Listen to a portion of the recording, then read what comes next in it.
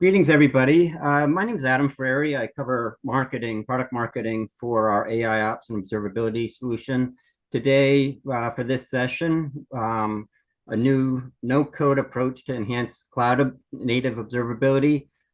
We've got two fantastic speakers, Ravina Khanna from Product Management and Sasanka Pusapati, who is our lead architect for our agents. And they'll be covering eBPF, which is a new innovation from our team here. We're really excited. We think it's a fantastic topic. As we jump into this, Ravina will sort of set the stage, and then we will give you a live demo, which we're excited about, and it's always exciting to show you a live demo. We encourage you to enter your questions. We'll probably address questions at the end. And so with that, Ravina, let's turn it over to you. Thank you, Adam, for that quick intro. So good morning, good evening, good afternoon, everyone. Today, I will be taking you through to one of the most exciting topics and the solutions around the cloud native observability, which we have recently released, and that is the eBPF agent.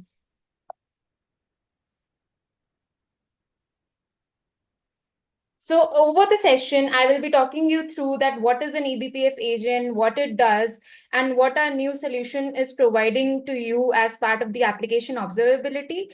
And as part of this session, I am also accompanied with my lead architect, Shashanka, who will be taking you through the live demo and digging you deeper into the technicalities of the eBPF agent. A quick disclaimer that whatever we are showcasing here, that can be changed in the future. So now, what is an eBPF agent? So before we dive into the enchanting world of the eBPF monitoring, so let's unravel the mystery of the eBPF agent itself. So what it is? So as an example, to understand it better, we can think of it as a magnifying lens, a magical lens, which can penetrate into the inner more working layers of the Linux system. And it helps to provide the required granularity which is needed for the application observability.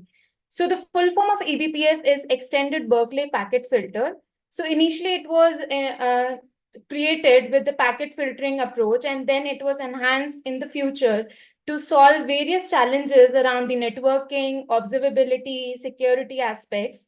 And in today's session, we will be focusing on the observability area because our solution, the eBPF agent, is able to provide you the required application observability in the cloud native space.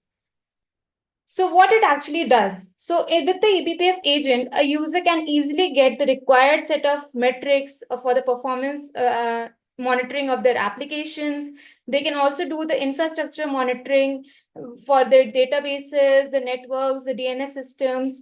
And the best part with all this is that there is no code, zero code overhead and zero code instrumentation, meaning that you don't have to rely on the application, or you don't have to do any instrumentation there to understand or to run the agent. You can simply get things going without a need to recompile anything or without a need to do the restart of the system or the kernel. So it works at the kernel level. That is one of the best part of this technology, and it helps you get the required system calls and network traffic which is needed to get that required observability.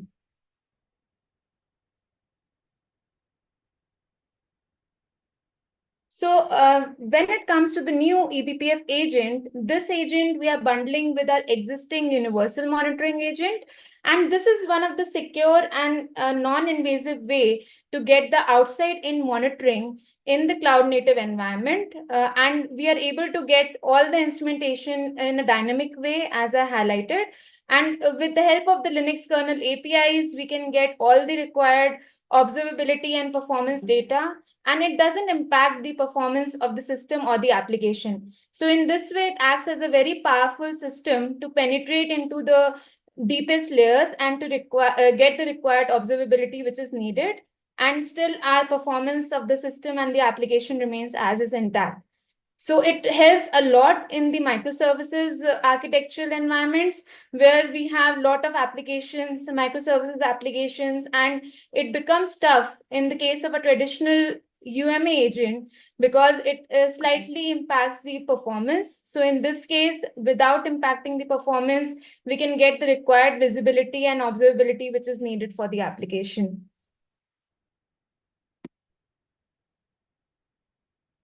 So now moving forward, I'll pass the ball to Shashanka. He will dive you through the more inner details of the eBPF agent and how it works, and then he'll take you through the live demo. Over to you, Shashanka.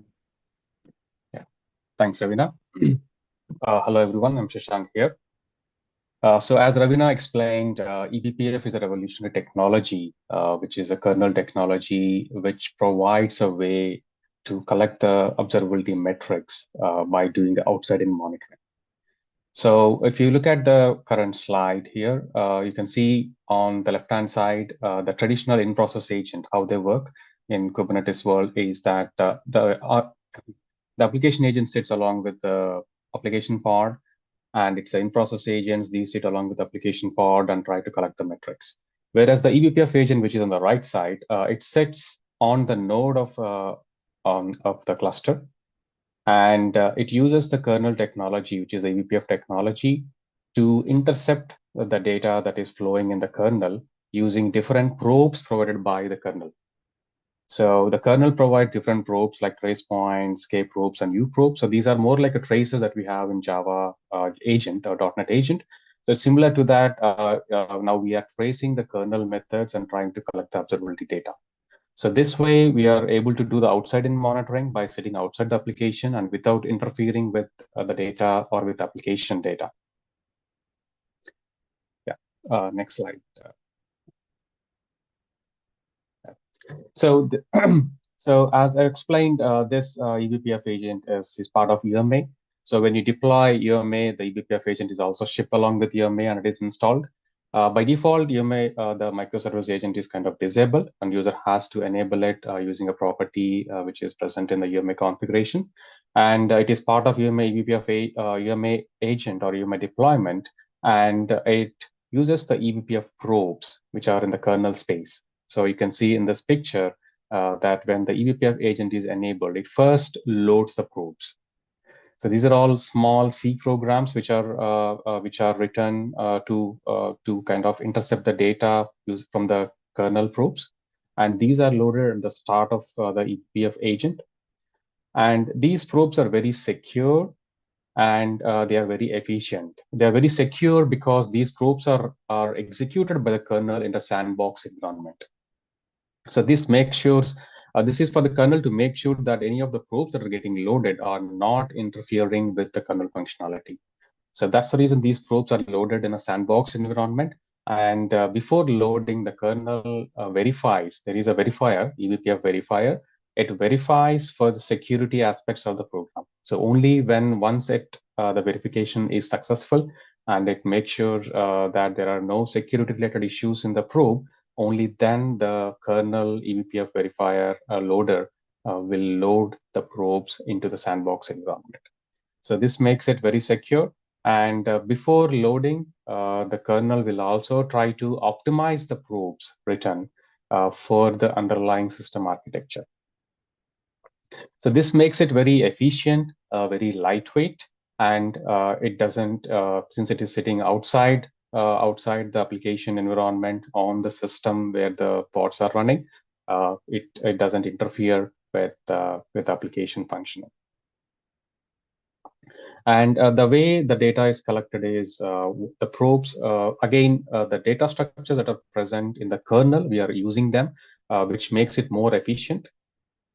So the eBPF technology, the kernel technology provides different data structures like maps, ring buffers, and arrays. So we are using those data structures to store the performance data that we are reading from the K probes. And from the ring buffer, the data is kind of sent to the user space being the eBPF or the UMA agent.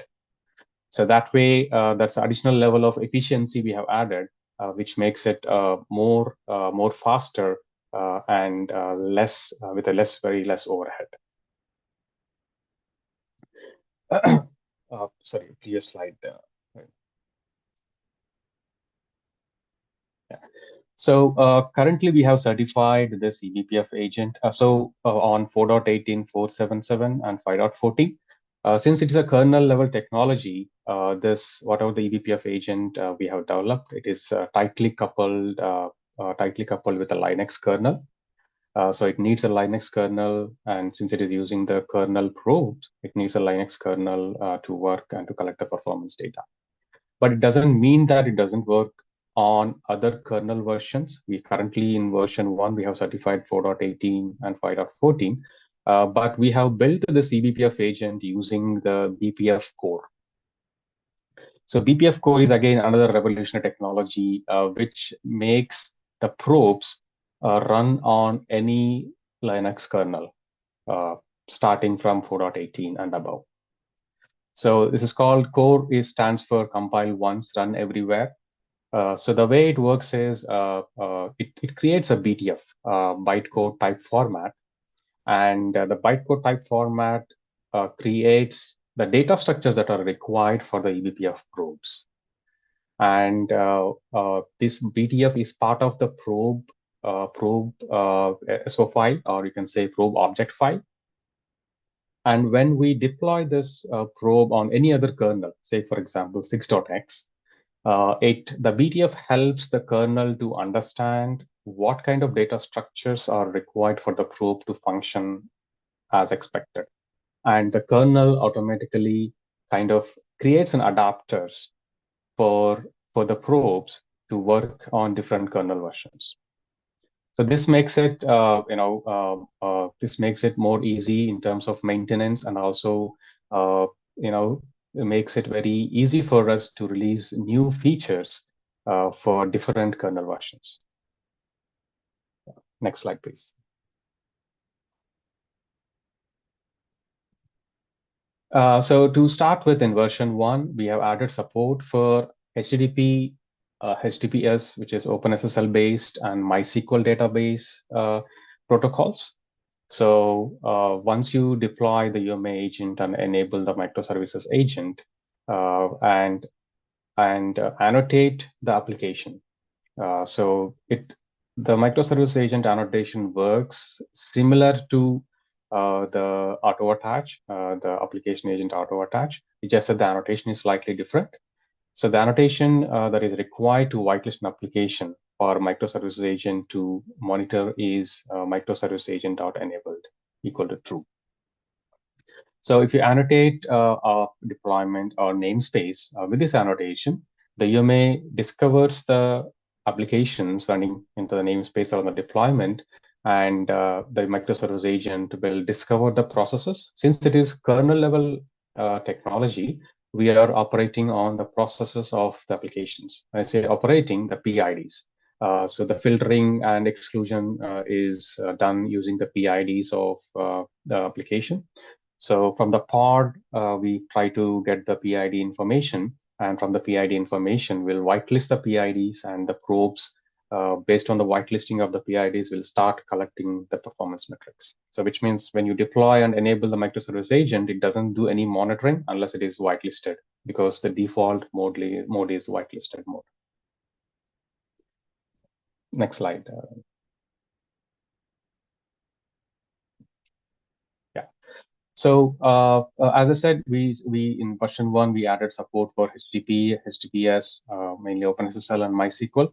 So it doesn't mean that we kind of monitor these protocols as a flat metrics. Instead, we also kind of build a relation between these calls, which means if a front end is calling a backend, even that relation is built mainly for synchronous transactions.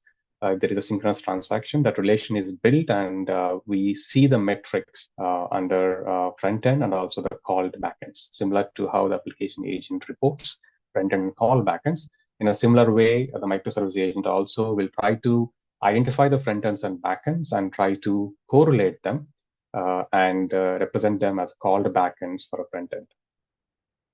And with this correlation, we're also building a app flow topology. This Airflow topology helps the users to understand how their microservices are communicated.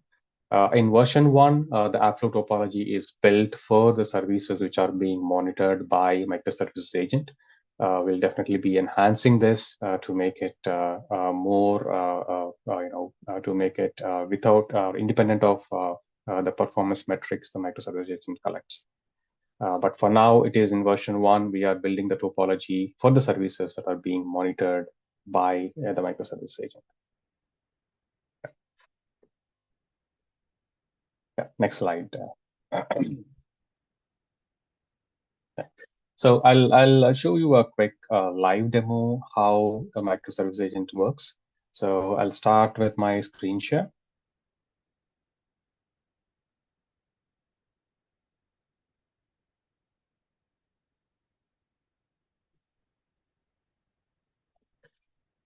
So this is my Helm chart values.yaml.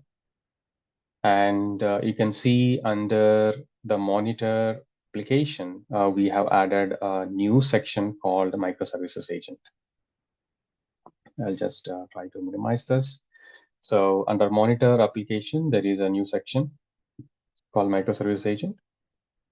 And by default, this is set to false. If user wants to enable it, user has to set it to true.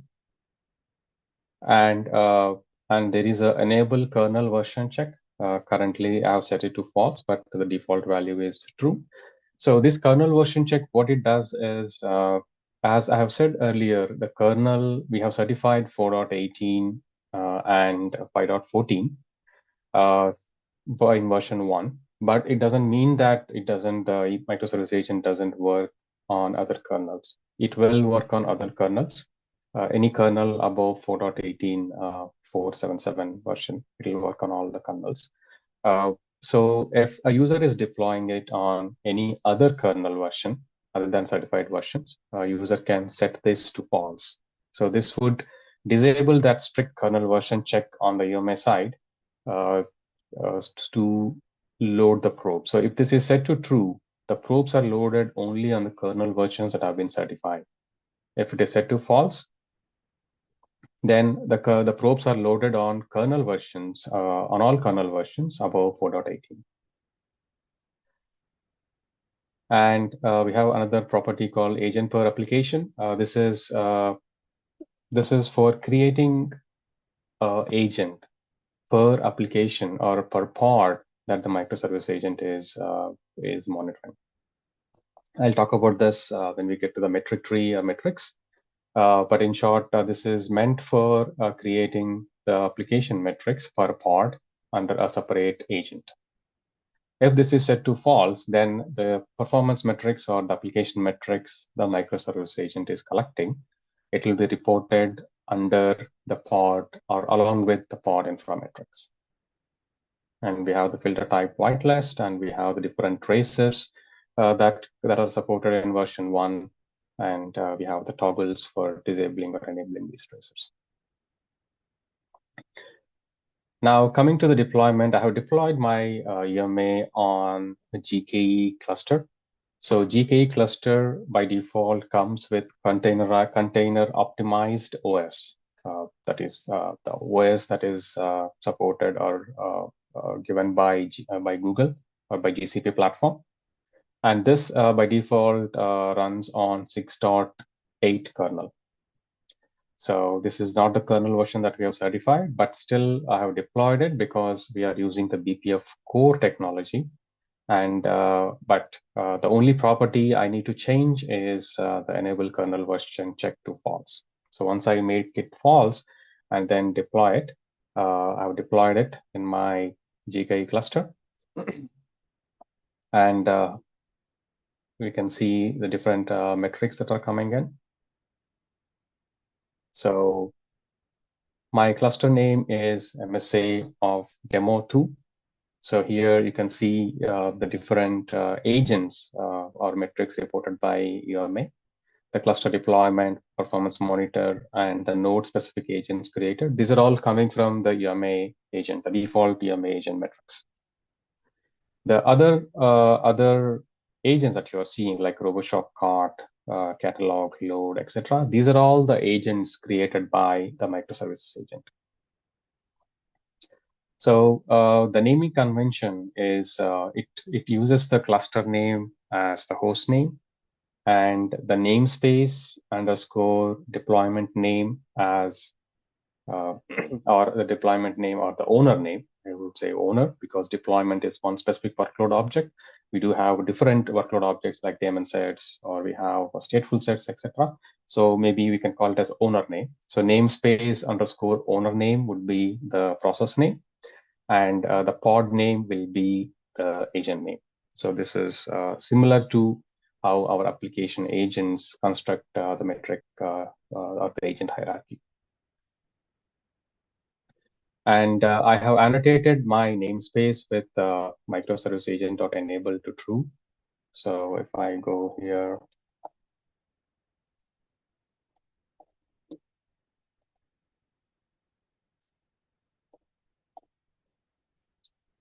oops, there is a typo.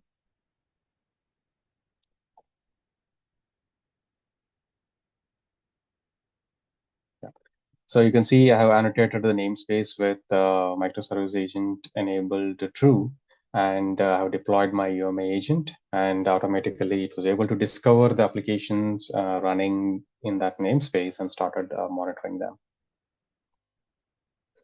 And you can see the front ends that are coming in. So when the microservice agent is enabled and starts monitoring it, it will only start reporting the metrics when there is a load. Because it is outside in monitoring, which means that it is tracing the applications at a TCP level or at a socket level. So mainly for HTTP protocol, it is tracing it at a socket level. So which means only when there is a data flow or when there are connections are being made, that's when the microservice agent will be able to intercept the data and collect the latency metrics. So here you can see some of the metrics are grayed out because there is no load on that particular transaction or on that particular URL. So that's the reason it has grayed out. So by default, the timeout is 10 minutes. So it will wait for 10 minutes. And if there is no load on a particular URL or on a particular metric, after 10 minutes, the metric is kind of grayed out. So here, if I expand, okay, I think this is kind of about to gray out. I'll go to payments.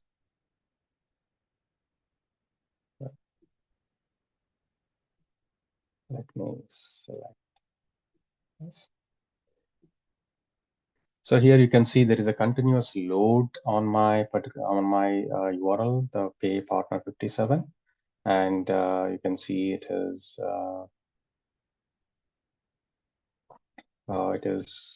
kind of generating the load, the average response time, and the responses per interval.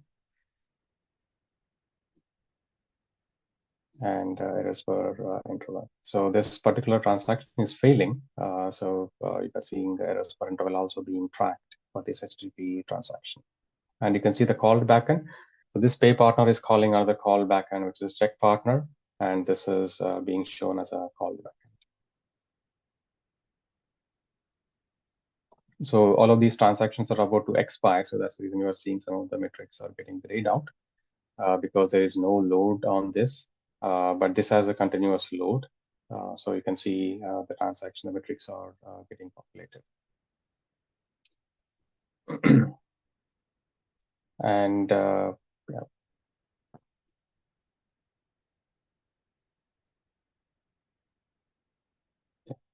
So this is one of the health metric, which is making a SQL backend query. So this is health to a transaction that is happening, and it is calling a SQL.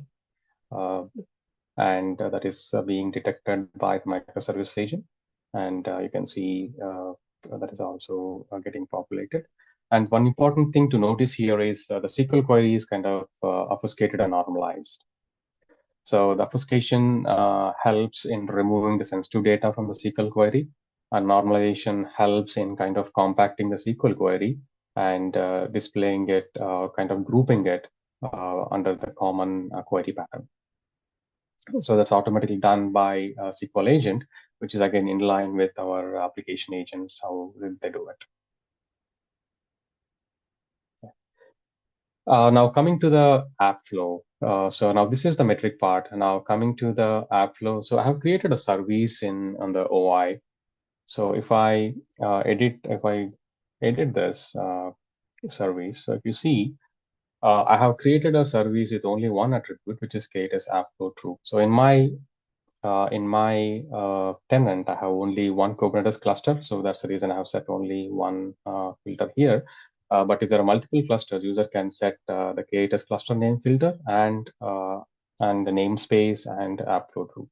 So what is this app flow? How does it help the users? So this app flow attribute is added by the microservice agent based on the front ends and called backends, the relation it is building. So if a pod A is calling pod B and pod C, so it'll be able to kind of correlate all these transactions flowing across different pods and services, and we'll try to build a topology showing the communication flow of a transaction or of an application. So here, if I see the topology, by default, it is grouped by type, but if I disable the grouping, so you can see the web is the entry point for my application. And the web is calling different other services like the payment service and the shipping service and the rating service. And the rating service is calling MySQL service, and it's also calling catalog. And you can see the payment service is calling the cart, and cart is calling the catalog. So this relation, the complete caller callee relation, is built by the microservices agent. And by using that K8s app flow through and by adding additional filters like K8s namespace and custom name, user will be able to completely build or see the topology, the color callee topology of his application. So this way, any alert on one of the pod or one of the service, user will be able to understand what other all services are impacted. So if a cart service is down, user will be able to understand that it is impacting his shipping service and web service. And similarly, if MySQL is down, it can impact other services. So the impacted services information can be depicted from this graph, from this topology by the user. And user can also see the list of services. So if I cancel it, so when I click on to the list, user can see all of the services and pods participating in a particular application. So here you can see different object types or workload types are being grouped based on one single attribute, K8s app flow. And if user wants to see how his particular pod or application is performing, from here, user can click on the performance analytics, and it will take him to the respective application, and user can see the different metrics related to that particular application. Yeah. So this way, user will have a complete, user do not need to switch the screens. User can, by creating a service, user can look at the performance metrics as well as how the service is performing, and also the impact on other services, as well as the alarms created on a particular application or a particular service.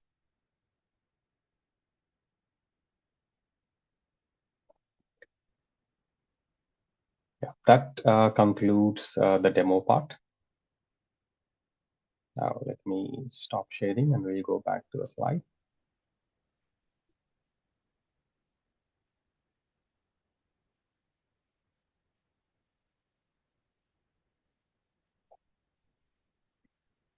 Ravina, can you please share the slides? Yeah, thanks. So this is a zero code instrumentation we already discussed. It's a revolutionary technology.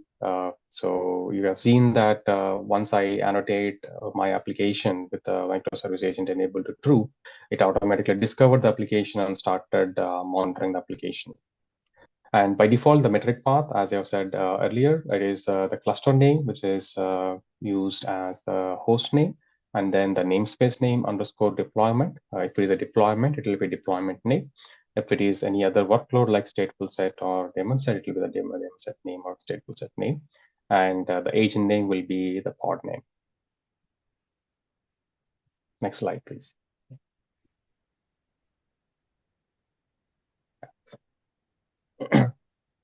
So, as the flow topology, the advantage of flow topology, as I said earlier, it is the microservices are very lightweight in nature and pretty dynamic in nature.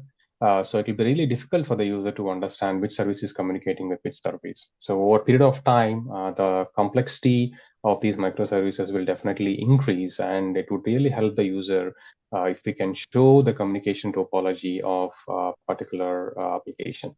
And this flow topology or app flow helps a user in understanding how their microservices are connected with each other and how a particular microservice is impacting the related microservices. Yeah, next slide, please. And we have seen the HTTP metric data earlier. We support 3 protocols, HTTP, HTTPS, OpenSSL, and MySQL. All of these protocol transactions are automatically monitored, and the performance data is collected. And the HTTP metric data by default, it is kind of normalized on the query parameters. The query parameters are trimmed, and the URL path is kind of used for the metric name. Next slide. So as I explained earlier, the MySQL queries are kind of obfuscated and normalized. Obfuscation helps in removing the sensitive data. So you can see on the left-hand side, there is a query with some data like 4356, which could be user IDs, which are very sensitive, which can be sensitive in nature. And definitely user doesn't want to see this data in the metric tree. So that's the reason the first step, it is obfuscated, which means the sensitive data, the query is kind of passed. And the query, the sensitive data is kind of obfuscated or removed or replaced with question marks. And finally, the resultant query is kind of normalized. By this way, we are kind of grouping the similar queries under one metric, and it would help the user to understand how a particular table or particular query on a table is performing. Next slide. So these are all the different obfuscated queries we are seeing in the slide. And you can see they are getting obfuscated as well as normalized.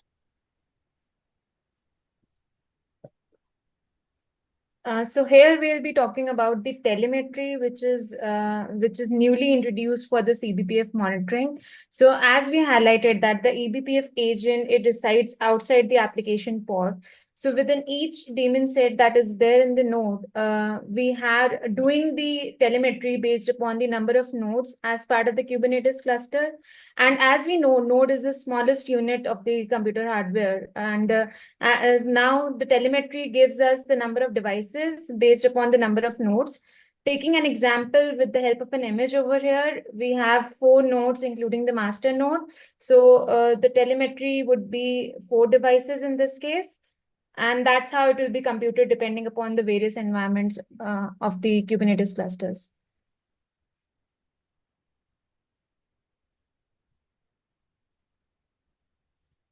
That brings